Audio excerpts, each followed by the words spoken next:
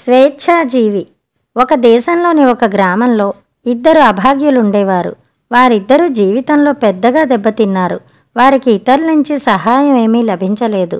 అందుచేత వాళ్ళు పొరుగుదేశం పోయి ఆ దేశాన్ని ఏలే మహేంద్రవర్మ నుంచి తమకు కావలసిన సహాయం పొంది మిగిలిన జీవితం సుఖంగా గడుపుదామని నిశ్చయించుకుని ప్రయాణమయ్యారు.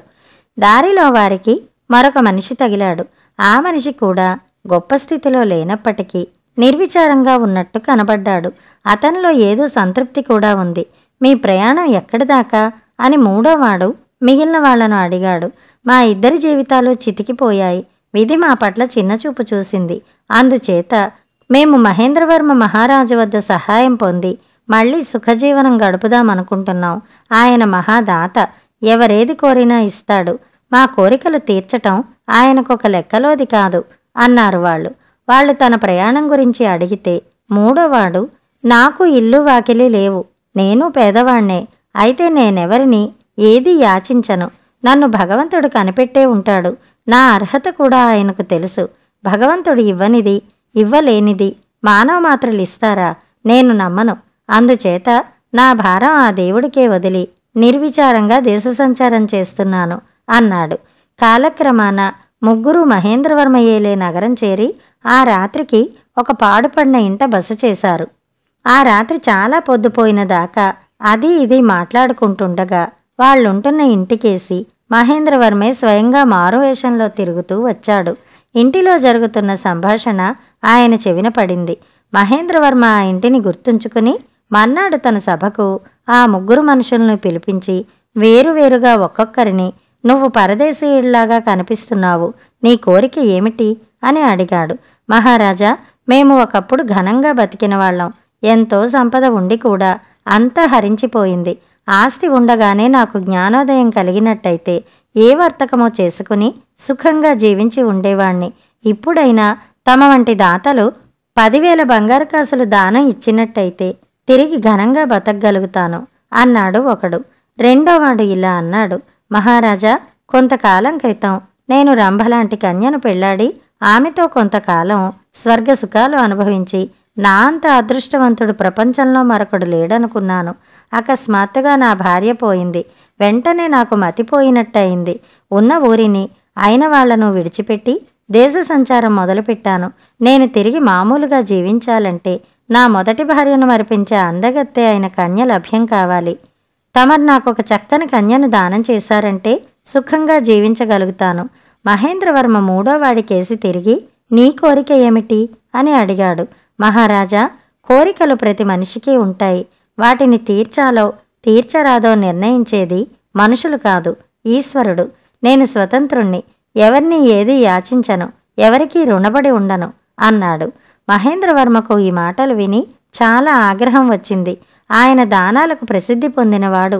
ఎక్కడెక్కడి వాళ్ళు వచ్చి తన వద్ద దానాలు పుచ్చుకుంటుంటే ఇలాంటి దౌర్భాగ్యుడు తాను ఇస్తానన్నా వద్దనటం ఆయన సహించలేకపోయాడు.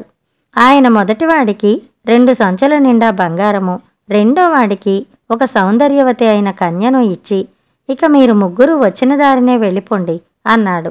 ముగ్గురు వెంటనే ప్రయాణమై వెళ్ళిపోయారు. మహేంద్రవర్మ సభ చాలించి ఒక భటుణ్ణి పిలిచి, ముగ్గురు ప్రయాణికులు మన రాజ్యం విడిచిపోతున్నారు. నువ్వు గుర్రం మీద వెళ్ళి వారిని కలుసుకో.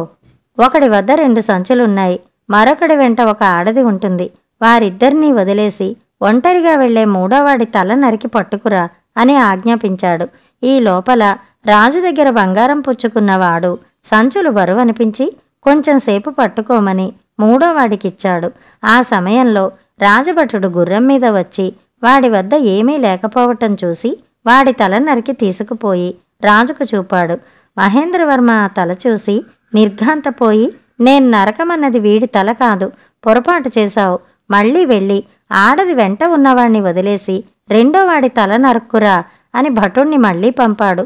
వాడు వచ్చే లోపల కన్యాదానం పుచ్చుకున్నవాడు శంక తీర్చుకోవటానికి దారిలో ఆగిపోయాడు.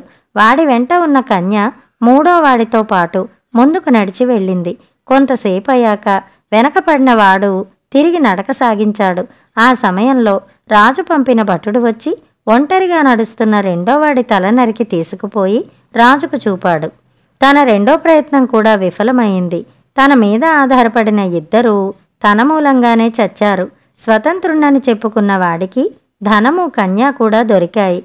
ఈ సంగతి గ్రహించి మహేంద్రవర్మ తన అహంకారానికి పశ్చాత్తాపపడ్డాడు. కథ సమాప్తం. స్నేహం. చక్రధరపురంలో భద్రయ్య, కనకయ్య, భూషయ్య సన్నిహితంగా ఉండేవారు. భద్రయ్య, కనకయ్య వ్యాపారులు, భూషయ్య రైతు. ఒకనాడు భద్రయ్య భూషయ్యను చూడవచ్చి, కనకయ్య చేసిన పని చూసావా? పొరుగురి వ్యాపారుల మధ్య నన్ను అవమానించాడు. ఇక నుంచి అతనితో ఎలాంటి సంబంధాలు పెట్టుకోదలచలేదు అన్నాడు ఆవేశంగా. ఆ మాట విన్న భూషయ్య, ఇంతకు ఏం జరిగింది? కావాలంటే ఇప్పుడే వెడదాన్రా, నేనే అతనితో మాట్లాడతాను అన్నాడు సానుభూతిగా. జరిగిన అవమానం చాలు, తిరగదోడి మళ్ళీ బాధపడడం నాకిష్టం లేదు. ఈ క్షణం నుంచి ఆ ద్రోహి ముఖం చూడను అంటూ సుడిగాలిలా వెళ్ళిపోయాడు భద్రయ్య. ఆ ఇద్దరి మధ్య ఏం జరిగిందో భూషయ్య ఊహించలేకపోయాడు. తన ఆప్తమిత్రుడికి ఇంత క్షోభ కలిగించిన కనకయ్యతో తను ఎలాంటి సంబంధమూ పెట్టుకోకూడదనుకున్నాడు. వారం రోజులు గడిచింది. ఆ రోజు సాయంకాలం భూషయ్య కనకదుర్గ గుడికి వెడుతుండగా భద్రయ్య, కనకయ్య గుడి నుంచి నవ్వుతూ మాట్లాడుకుంటూ రావడం చూసి నిర్ఘాంతపోయాడు. రాత్రి భోజనం ముగించి మౌనంగా పడుకోబోయిన భూషయ్యను భార్య, ఏమిటి అంత తీవ్రంగా ఆలోచిస్తున్నారు అని అడిగింది. భూషయ్య భద్రయ్య గురించి చెప్పాడు. అంతా విన్న అతని భార్య, ఇందులో వింతేముంది? మనసెరిగిన స్నేహితుల మధ్య, అన్యోన్యంగా ఉండే ఆలుమగల మధ్య తలెత్తే కోపతాపాలు, పొరపచ్చాలు పాలపొంగు లాంటివే కదా. తొందరపడి నువ్వు వాళ్ళ మధ్య జోక్యం చేసుకోకపోవటం మంచిదయింది అన్నది నవ్వుతూ. కథ సమాప్తం.